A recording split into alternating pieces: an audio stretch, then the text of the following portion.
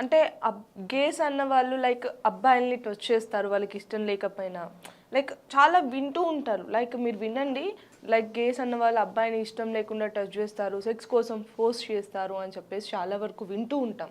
ఉండొచ్చు, ఉండకపోవచ్చు. నేను అది ఉండరు అని కంప్లీట్‌గా చెప్పట్లేదు. ఎందుకంటే నా కమ్యూనిటీ కాబట్టి నేను సపోర్ట్ చేయాలని మాత్రం అనట్లేదు. ఉండొచ్చు. తప్పు చేసేవాళ్ళు ఉండొచ్చు. కానీ జస్ట్ టచ్ చేసి చాలా హెటెరోసెక్షువల్ పీపుల్స్ అంటే స్ట్రెయిట్ పీపుల్ మైండ్‌సెట్ ఏముందంటే ఒక అబ్బాయి అంటే గే అయితన్నంత మాత్రాన ప్రతి ఒక్క అబ్బాయితో పడుకోవాలి, సెక్స్ చేయాలి అన్న మైండ్‌సెట్‌తోనే వాళ్ళు ఇప్పుడు మన ఫ్రెండ్ ఉంటారు. ఒకవేళ నేను స్ట్రెయిట్ అనుకోండి, ఇతను గే, తను మా కొలీగ్. ఇప్పుడు నేను తను వచ్చి నాకు గే అని చెప్పగానే నేను దూరం వెళ్ళిపోతాను. ఏ నన్ను టచ్ చేయొద్దు, నువ్వు నన్ను టచ్ చేయగానే నేను కూడా గే అయిపోతానన్న తప్పుడు భావనలు ఉన్నాయి. అలాంటి వాటిలలో కొన్నిసార్లు ఏంటంటే నార్మల్ టచ్ కూడా మనకి వేరే టచ్ అనిపిస్తుంది.